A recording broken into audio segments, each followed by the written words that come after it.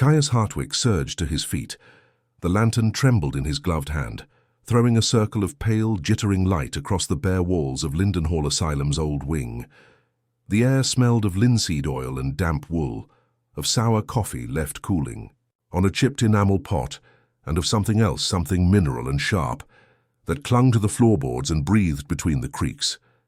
He stood, not tall but tall enough to be listened to, the bones in his wrists wrapped in a shroud of parchment-thin skin, the years drawing him tight like a bowstring. He looked down at the little cedar box on the edge of his bed, its lid snapped shut with a hinge that groaned at the touch. Mira Sorrel, the night nurse with eyes that could see through smoke and fear, pressed the edge of her sleeve against her lip, wary of the old man's sudden startle. The lamplight grew steadier as she stepped closer, the faint hint of varnish from her own worn boots rising in the room. "Easy, Mr. Hartwick," she said softly, though a tremor of alarm trickled into her voice. "We don't mean to wake you, sir. It's just someone's taken a turn." Hartwick's mouth moved as if he wanted to answer and found no air for speech.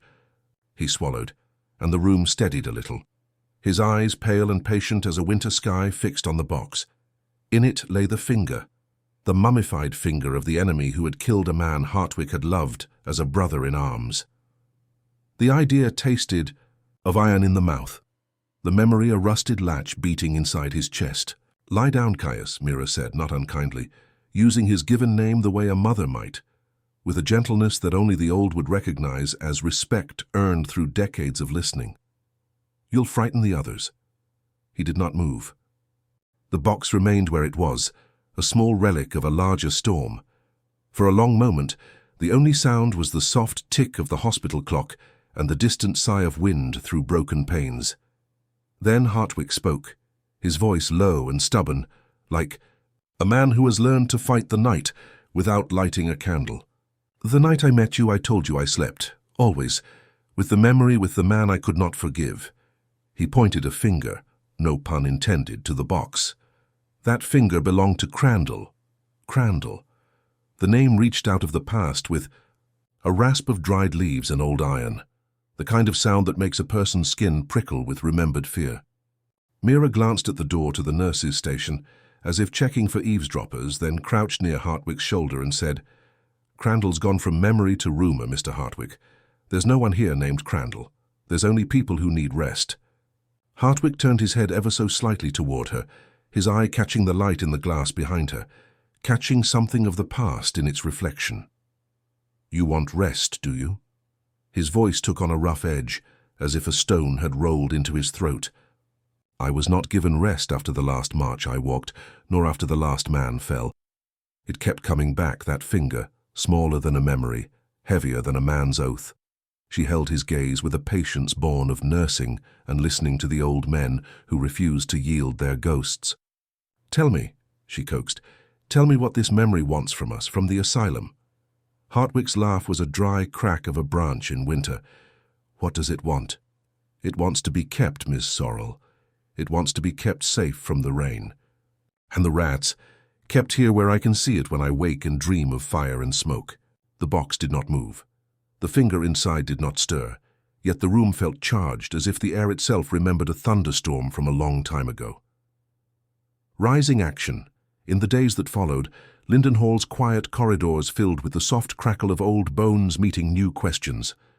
Dr. Samuel Everly, the medical director, arrived with a notebook full of evidence and a chest full of caution. The asylum, though older than most, had learned to respect the stubbornness of its residents, especially those who had walked through a century of wars and still refused to surrender a single memory. Hartwick's daily routine did not alter in obvious ways, but the way the others moved around him did. They spoke more gently, alleviating the night sounds with thick rugs and the hiss of a small vent to carry the frostbite air away. Yet, every afternoon, the 98-year-old veteran found his way back to the box, and the box back to him, as if two objects in the same universe that could not exist apart.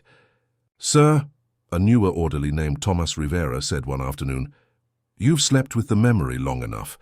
If this is about justice or revenge, we should help you finish it." His Spanish accent did not hide his empathy. He spoke with a care that told Hartwick that this was not a man who believed in superstition or spectacle.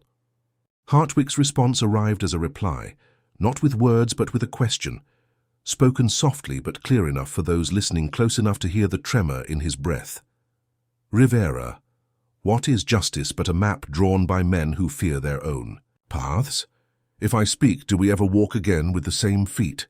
The younger man looked away, as if escaping the distance between memory and present. I'm here, Mr. Hartwick. If your memory leads somewhere, I'll walk with you and I'll carry the lantern when the road grows blind. A nurse, a bespectacled woman named Ada Lynn, watched from the doorway with a careful eye. She was new to Lindenhall, a nurse who believed in the sanctity of small, precise moments, the way a patient holds a hand that is not their own, the way a memory can be coaxed into a room by the right combination of scent and light. That finger, she whispered to Mira later, when the ward had emptied of visiting hours and the hallways turned their attention inward again. It's more than a relic. It's a verdict unspoken. It's a debt unpaid. Mira nodded, but her eyes had grown thoughtful rather than fearful. She took a seat in the wing's parlor, the carved chairs creaking beneath a weight of histories, and began to take notes on what Hartwick would reveal next. The history the asylum staff learned came not from a patient's casual confession, but from an accumulation of memories, both external within the world of the Civil War and internal within Hartwick's own consciousness. He spoke little in the evenings at first, but those conversations grew longer, and the cadence of his speech began to resemble the measured drumbeat of marching men. One afternoon, a young historian named Evelyn Cardenas, who had found in Lindenhall a peculiar blend of archival dust and living memory, arrived with an offer to help. She did not wear a loud smile or a loud coat. She wore patience and a recorder she kept in a tin box.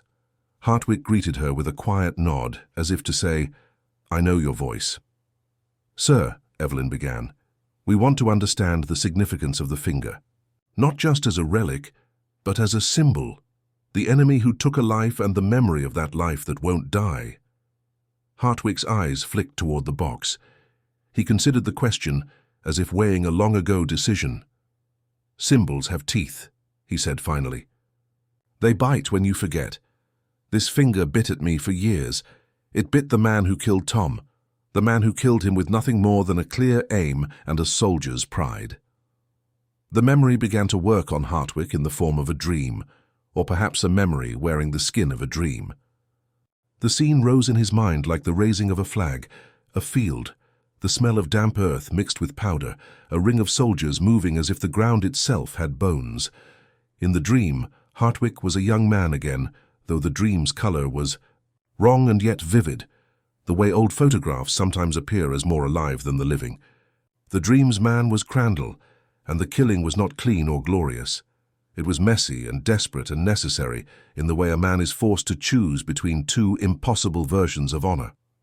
Hartwick spoke in the dream as if he were addressing a room of men who could not hear him but knew his truth. Crandall killed Tom with a shot that went through shock and fear, a shot that seemed to erase a future and preserve only the moment when Tom fell.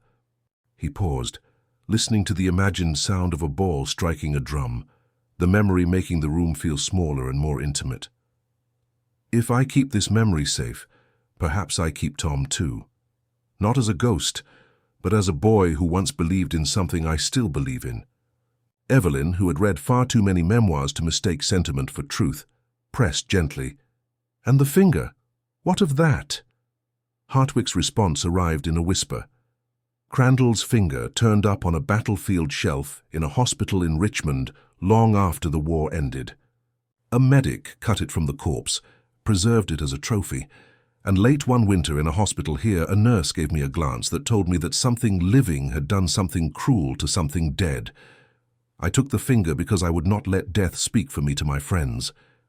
If I kept it, perhaps I could still speak to them, Tom, Charlie, the others.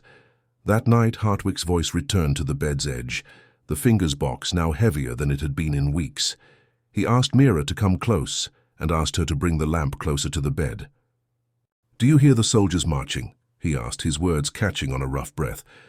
"Do you hear them in the walls? It's not the wind, it's them. They march in circles around me, and the finger, this little thing, keeps time." Mira. stood still for a long moment, listening to the soft clack of a metal spoon against a tin cup from a distant room. The memory, as real as the pulse in Hartwick's throat, pressed at the edges of reality and demanded to be fed. Climax, the pivotal moment of the story, arrived on a cold night when a storm lashed Lindenhall's quiet town with rain and wind, the kind of weather that erases sound and makes the world feel coaxed into a darker shape. The old wing's windows rattled, and the smell of wet wood and iron filled the corridors. Hartwick's body had grown thinner, the flesh slipping away from his bones as if he were a candle losing its wax, but the mind burned with a stubborn flame. He lay in bed, the box resting on his chest, the finger inside still wrapped in a linen cloth and a second wrap of waxed thread. He slept lightly, as if listening for an answer from a universe that did not answer. The hospital's power failed briefly, throwing the hallway into a momentary darkness, the world reduced to the glow of a single lantern in the nurse's office. Mira's head appeared at the door in the pale light, her breath a white cloud in the cold. "Mr. Hartwick," she whispered. "Are you all right?"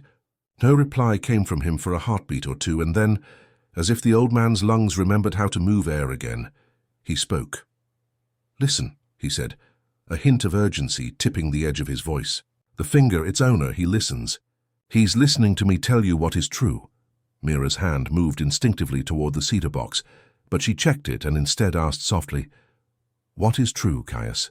Hartwick lifted his gaze toward her with a solemn intensity that did not belong to age, but to memory's hard, unyielding truth. "The truth is this," he began, as if addressing a council of men whose names only mattered to him. Captain Silas Crandall did not merely kill Tom. He did something worse in his life. He taught a man how to live with the fear of dying. I learned to live with the memory of that act. And I learned to keep his dead finger as a reminder that fear can be tethered, if you hold the tether long enough. Mira and Evelyn exchanged a look that bore the weight of many late-night conversations about the war and its legacies. Evelyn stepped forward and, for the first time, allowed herself to believe that Hartwick's memory was not simply a bore of old bones but a living artifact of history's stubbornness. Hartwick's words grew steadier with the narrative of the first-hand memory that rose in his mind as if he were watching a theatre play to which he had bought the front-row seat. Crandall's grievance was that he could not die well, Hartwick said. He killed with impunity and laughed at the end. He believed courage was the ability to aim and fire again and again, regardless of the cries of the wounded. He believed, and this is crucial, that mercy is a thing of the living and not a thing of the dead. He did not see mercy for those who lost friends. He saw only the end of his own fear. The storm outside intensified, the wind rattling the windows with a wild impatience. The smell of rain mixed with the old hospital scents, cleaning agents, wax, a hint of old tobacco smoke from the day when the building had welcomed visitors and their gossip, and the sound of something heavy beating, the metal of a hearth grate. Hartwick told them the most important truth in a voice that did not waver. That finger belonged to Crandall. It was taken from him by a doctor who believed in keeping vengeance as a museum piece. I took it from the box once when it seemed the end of me, when I believed I would go to sleep and never wake again, so I could remember Tom and the other men and what we fought against. Mira, who had listened to more patient stories than most, asked a question that trembled with the fear of a truth that would not be banned by law or the memory itself. Why sleep with it now? Why make a ritual of death's souvenir? Hartwick did not answer in words at first. He closed his eyes, and in that moment the room filled with a sense of another century, the voices of long-dead soldiers echoing in the corners. When his eyes opened again, there was a new calm in them, as if the storm's thunder had become a distant drumbeat and his own heartbeat had found a metronome. "Because," he said, and his voice was barely a whisper, "the living deserve a ritual. If I am to die, I want the ritual to be honest. I want you to see what I have kept for 100 years. Not to frighten you, but to tell you that the dead do not leave us as long as we remember them." The token of memory arose as if summoned by the gravity of his words. The box, wrapped in linen, its edge glistening faintly with wax. Hartwick's hand advanced not toward the box, but toward the wrist that wore the band of a soldier's cuff, the same cuff that would have been on his own arm during the war.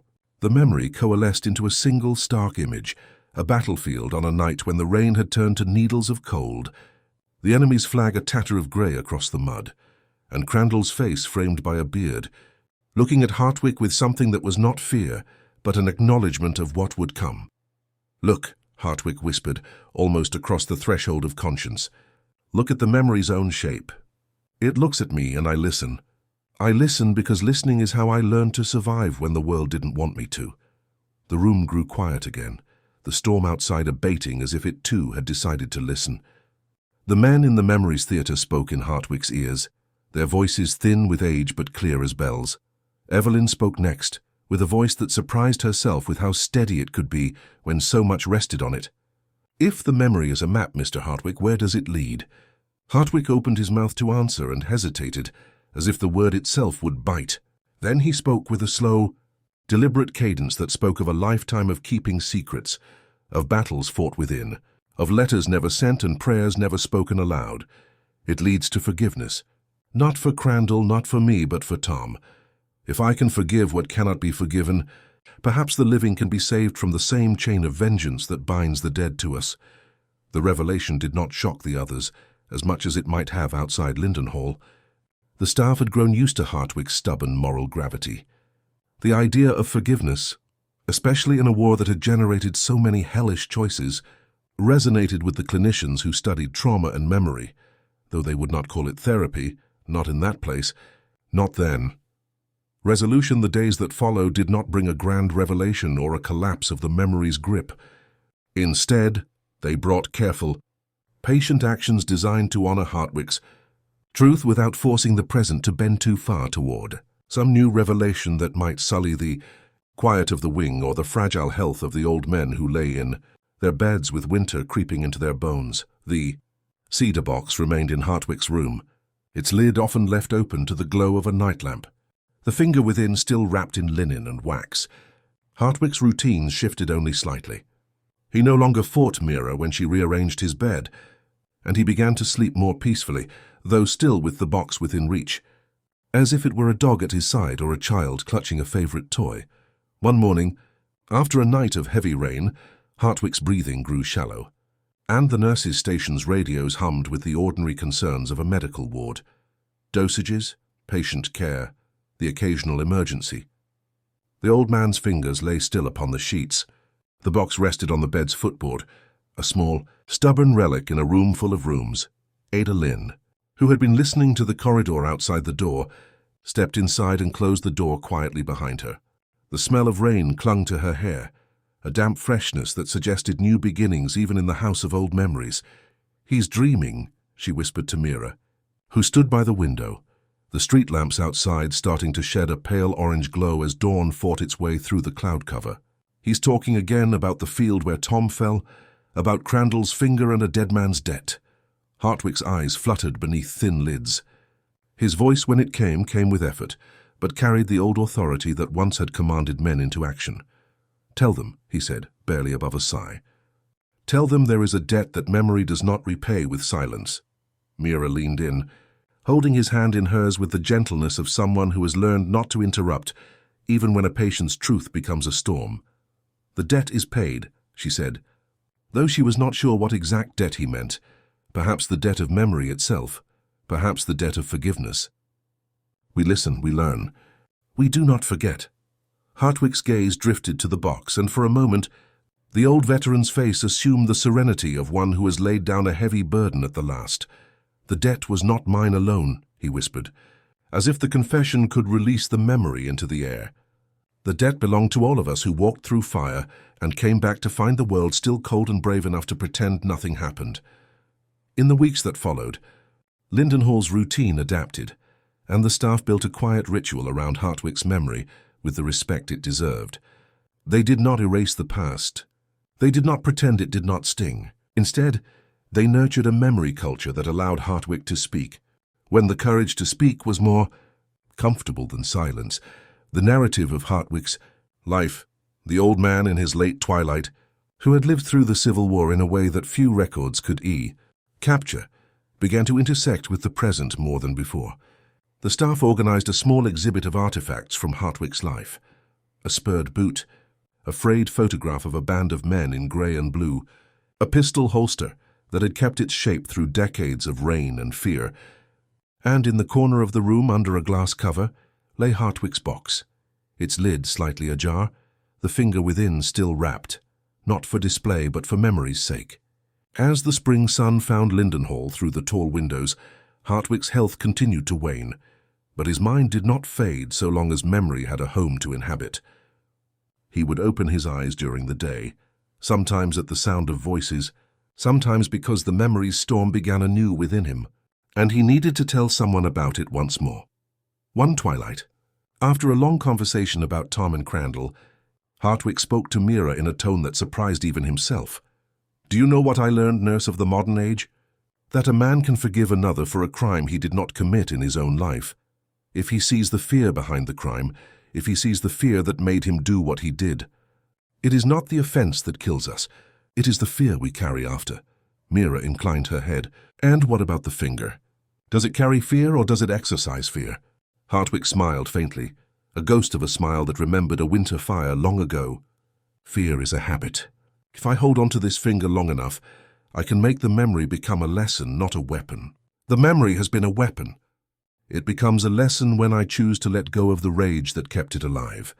The subtle shift did not alter the outward world overnight, but within Lindenhall a different kind of wind began to blow, a wind of careful reflection, of respect for the past, and of the cautious hope that memory, when treated with honesty, might be a bridge rather than a barrier. Finale weeks blurred into weeks with a clockwork rhythm that did not feel mechanical so much as inevitable. Hartwick's breathing grew more shallow, his frame thinner, yet his eyes retained a focus that was almost piercing when the subject of his memory rose to the surface. One night, a storm's memory again battered the town. Lightning flashed, and the old wing shivered as rain struck the roof with a force that sounded almost like a drumbeat. Hartwick lay in his bed, his hand resting lightly on the linen-wrapped box that lay beside him. His breath grew more shallow, and for a moment it seemed the old veteran would slip away with the storm as a curtain. Mira sat in a chair by the bed, her own breath a soft fog against the cool night air. She watched Hartwick's lips move with a small, almost childlike movement, as if he were forming words that only he could hear.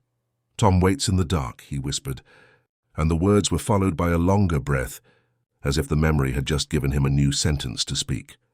Then more clearly he added, "He waits for a story to be told." Ada Lynn, who had grown to respect this strange ritual as much as the other nurses respected the old man, said softly, "Then tell it. Mr. Hartwick, tell us the story you owe your friend." Hartwick opened his eyes, and for an instant the world appeared to brighten with a memory's glow breaking through the dawn of his mind. He began to recount the scene with an artful simplicity, how he and Tom had gone into danger together, how Crandall had appeared on the edge of the field with a cruel, measuring calm, how the fight had turned into a bare testament to the line between living and dying. Crandall, Hartwick said, his voice returning to a steadier pace, was a soldier in his own mind first, a man who believed that power lay in precision and fear, and the ability to keep walking after someone else's scream ends. He paused, the memory pulling at him with morose tenderness. "I had always believed that a man could be judged by what he would do in the moment of truth, the moment when fear forgets how to hide behind bravado." Crandall forgot. The memory stretched and stretched until it became a scene painted in the air, Crandall firing a last futile shot, Tom falling, a smile frozen on his lips as if he knew a future Hartwick did not. Hartwick's hand tightened around the linen wrap, the box's edge pressing into his sterners, the wax inside cooling to a thin, brittle film. "After Tom fell," Hartwick continued, his voice dropping to a conspiratorial whisper. Crandall laughed and turned away as if the field would swallow the sound of his name. "I had a moment, a choice, a breath. I could shoot or I could walk away. I chose to live. And I chose to keep his finger, so that I could tell Tom I remembered him, and so Crandall would too know that memory never dies for those who love the truth." Mira reached out to touch Hartwick's shoulder with a hand that had learned to offer gentle strength in only a few precise gestures. "And what does Tom say about this memory now?" she asked, the question gentle but loaded with significance. Hartwick's eyes softened, and the old soldier's face settled into a calm he had never fully felt since the war first taught him how to endure. "Tom says nothing," he replied. "Tom has always known I would never forget, and that is enough for me. If this memory teaches what is right, if it teaches mercy rather than vengeance, then it keeps him alive in the only way still possible." A sudden, quiet rustling came from the bed's footboard. The fingerbox trembled slightly, though no hand moved to shake it. Hartwick's lips curved in a faint, almost parental smile, as if the relic itself had taken on a life of its own, and was now listening to the old man's confession with a patient, almost benevolent air. Hartwick's breathing slowed, and his eyes drifted shut with a final contented sigh. The storm eased, the wind's fatigue laid down, and the clock in the nurse's station resumed its ticking, a steady, ordinary sound that felt like continuity amid memory's jagged edges. In the morning, Lindenhall woke to the news that Hartwick had passed in his sleep, a soft, almost peaceful exit that did not shout but exhaled, as if he had finally laid down not in defeat, but in a quiet victory, the victory of memory respected, the memory of a man named Tom, the memory of a finger that had once belonged to an enemy who had killed someone Hartwick loved, now kept as a testament to the power of remembering rightly. The staff prepared Hartwick's body with the same carefulness they would have given to a general returning from the field with honor. The box, however, remained in Hartwick's room, its linen wrap aging with time, the waxed thread brittle with age. The lid did not snap shut with the force of death. It remained slightly ajar, a small stubborn hinge, a reminder that some memories refuse to be hidden away, even in death. As the dawn's light spilled into the old wing, Mira looked at the box and then at the quiet sleeping house. She felt the chill of the morning in her bones, but there was a warmth in her chest, a sense that the story Hartwick had told about forgiveness and the memory of war had found its way into the living world, if only as a ritual of remembrance that would outlast the man who had lived so long in the shadow of a finger's cold grip. And so, in Lindenhall's old wing, the memory endured as a quiet, stubborn thing. It remained not as a weapon or a threat, but as a teacher, the reminder that the dead do not leave us until we choose to learn from them. Hartwick's memory slept with that finger, the two of them wrapped in linen in wax in the careful hands of time. And in the end, Hartwick's last rest was not merely beneath the blankets of old age. It was embraced by a memory that refused to fade. The end, as remembered by those who remained, was not a victory or a defeat, but a vow to keep a memory alive, to speak the truth of what war had taken, and to allow forgiveness to walk beside memory in the quiet hours when the world is listening most closely. Hartwick's body grew cold, but his story did not. It lingered in the hallways of Lindenhall, a ghost of the Civil War that refused to vanish, a testament to the stubborn humanity that lingers when all else is lost. And in his room the box waited, its linen wrapping soft as a whisper, its wax catching the pale light as if it too understood that some memories must sleep only so long before they wake, and when they wake, they demand to be heard again, until the living finally learns to listen and to forgive. Hartwick's memory slept with him, curled in the warmth of the night, hugging the mummified finger of an enemy.